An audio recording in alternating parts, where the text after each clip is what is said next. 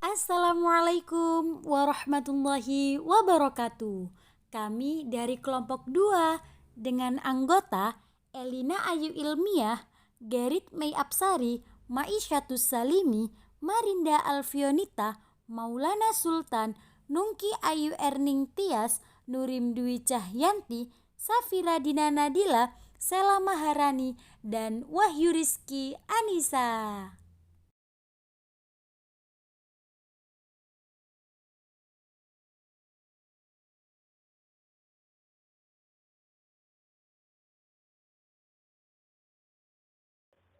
Yang pertama, what? Apa saja bagian-bagian tumbuhan? Yang pertama, daun. Daun memiliki fungsi yang penting dalam tumbuhan. Bagian ini berperan dalam proses terjadinya fotosintesis. Selain itu, daun juga merupakan tempat kloroplas berada.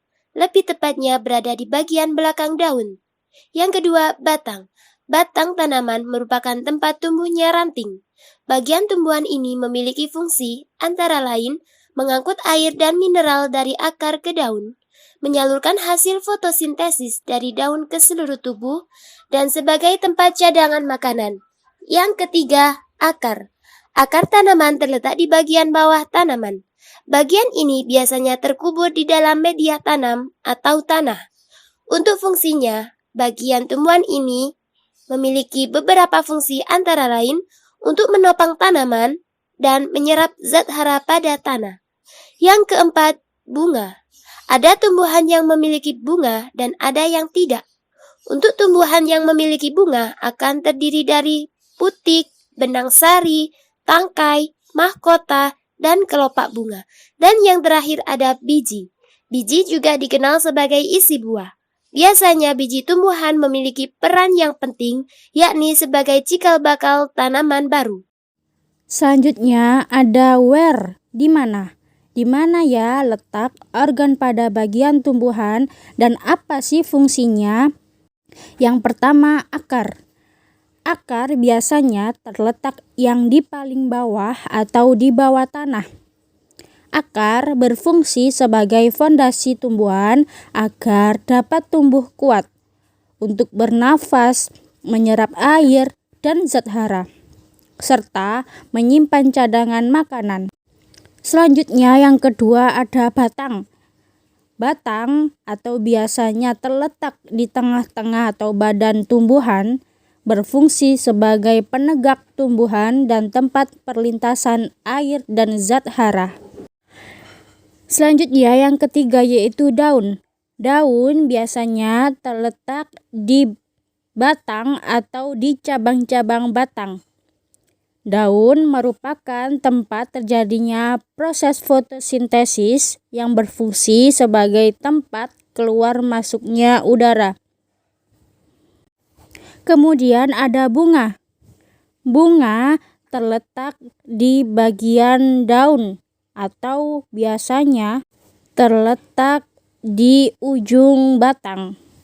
Bunga memiliki alat reproduksi jantan berupa benang sari dan alat reproduksi betina berupa kepala putik. Kemudian ada why. Mengapa? Mengapa tumbuhan disebut sebagai produsen? Tumbuhan disebut sebagai produsen atau pembuat energi karena tumbuhan menghasilkan energi untuk sebuah energi dan membuat energi baru.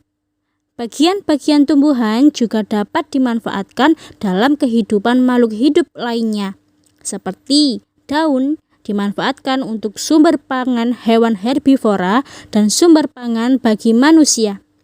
Yang kedua ada batang. Dimanfaatkan untuk bahan dasar perabotan rumah tangga seperti almari, meja, kursi, dan lain-lain. Kemudian ada buah, dimanfaatkan sebagai sumber energi makanan bagi hewan dan manusia. Dan selanjutnya ada akar atau umbi-umbian. Juga dapat dimanfaatkan sebagai bahan pangan seperti tumbuhan singkong, ubi, kentang, kacang-kacangan, dan lain-lain.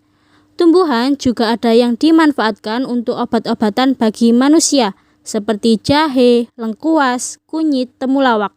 Dan juga sebagai rempah-rempah seperti lada, lengkuas, cengkeh, pala, kemiri, keluak, kayu manis, dan lain-lain. Begitu banyak manfaat tumbuhan bagi kehidupan makhluk hidup lainnya. Selanjutnya adalah how, bagaimana proses terjadinya fotosintesis.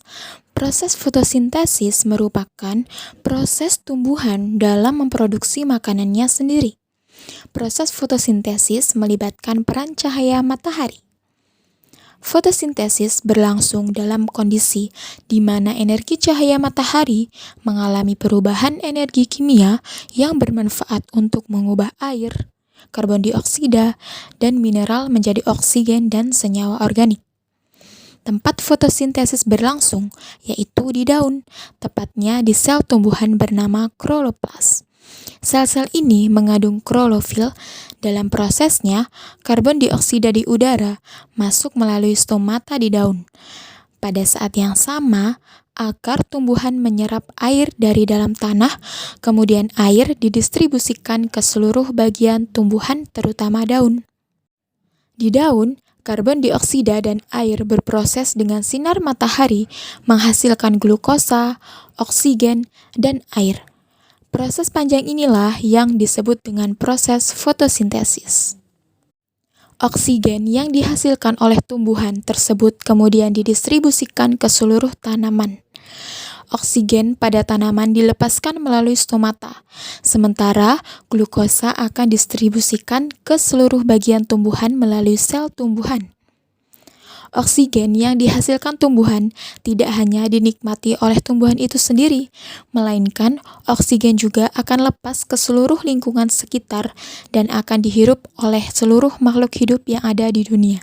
Oleh karenanya, kita, manusia, dan hewan sangat membutuhkan keberadaan tumbuhan untuk memproduksi oksigen. Bila tak ada tanaman sama sekali, kita akan kekurangan oksigen, lingkungan sekitar juga menjadi gersang. Selanjutnya adalah pertanyaan when, kapan? Kapan tumbuhan bernafas? Pada proses pernapasan tumbuhan, terdapat keterlibatan gula dari hasil fotosintesis dan oksigen untuk menghasilkan sumber energi pada tumbuhan. Alat pernapasan pada tumbuhan dibagi menjadi dua jenis, secara umum dan secara khusus. Antara lain sebagai berikut. Alat pernapasan pada tumbuhan. Umumnya terdapat 3 alat pernapasan pada tumbuhan, yakni stomata atau mulut daun, lentisel, dan rambut akar. Yang pertama, stomata atau mulut daun. Stomata berfungsi untuk pertukaran oksigen menjadi karbon dioksida, yang menjadi awal proses pernapasan pada tumbuhan. Stomata dijaga oleh 2 sel penjaga yang akan membuka ketika ada sinar matahari dan menutup ketika tidak ada sinar matahari. Yang kedua adalah lentisel. Lentisel adalah lubang di bagian batang akibat pengelupasan dari kambium gabus, parenkim gabus, dan lapisan gabus. Lentisel terletak di tumbuhan yang bertipe dikotil monokotil. Yang ketiga, rambut akar. Fungsi utama rambut akar adalah untuk menghisap air atau zat hara dari dalam tanah yang menyalurkannya ke bagian-bagian tumbuhan. Alat pernapasan khusus pada tumbuhan. Alat pernapasan ini hanya tersedia di beberapa jenis tumbuhan saja. Hal ini disebabkan karena kemampuan tumbuhan dalam beradaptasi dengan lingkungannya. Yang pertama, akar gantung. Akar gantung menjulur dari batang ke permukaan tanah. Ketika menjulur ke tanah tersebut, proses ini memungkinkan untuk menyerap udara dan uap air dan tanah. Contoh tumbuhan yang memiliki akar gantung ialah pohon beringin. Yang kedua adalah akar napas. Berbeda dengan akar gantung yang menjulur ke tanah, akar napas tumbuhan dari dalam tanah ke luar permukaan tanah. Fungsinya untuk menyerap oksigen dan mengeluarkan atau melepaskan karbon dioksida.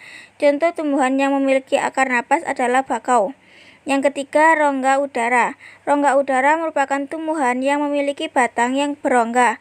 Hal ini berfungsi untuk melakukan proses respirasi dan pernapasan. Selanjutnya, pertanyaan who. Siapa saja yang memperoleh manfaat dari tumbuhan? Pertanyaan siapa saja yang memperoleh manfaat dari tumbuhan? yakni yang memperoleh manfaat dari tumbuhan. Yang pertama, manfaat tumbuhan untuk manusia sebagai bahan pangan dan tumbuhan obat. Yang kedua, manfaat tumbuhan untuk hewan, yakni sebagai produsen dalam rantai makanan dan sebagai habitat hewan. Nah, itu tadi penjelasan tentang tumbuhan dengan konsep mapping dari kelompok kami. Bila ada salah kata, mohon dimaafkan. Wassalamualaikum warahmatullahi wabarakatuh. Terima kasih.